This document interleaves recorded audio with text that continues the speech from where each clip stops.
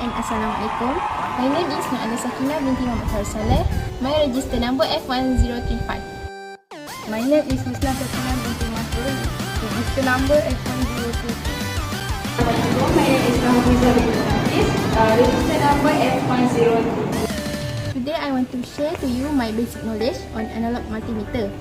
In this tutorial, I will teach how to calibrate analog multimeter with your own. Some individuals do not realize the importance of calibration, or they know the importance but don't know how to do it. Maybe some of us are expecting that calibration will take a long time, irrelevant, unless and very complicated to do it. So let's move on to calibration procedure.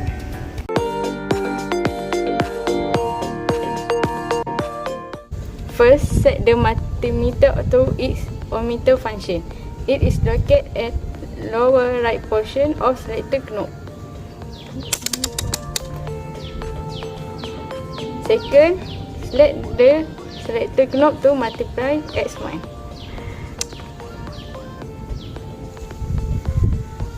Third, to start calibrating, shut the test probe of the multimeter. The pointer must point to zero scale because there is nothing to measure. If it's not pointing to zero, we must calibrate it to set the zero.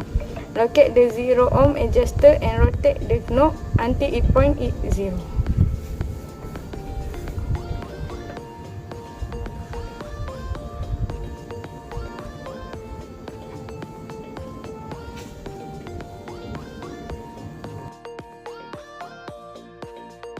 Now pointer is pointing at zero scale. It means that it is ready to use. 6. When you are using another multiply like X10 or X100, repeat the procedure to calibrate again.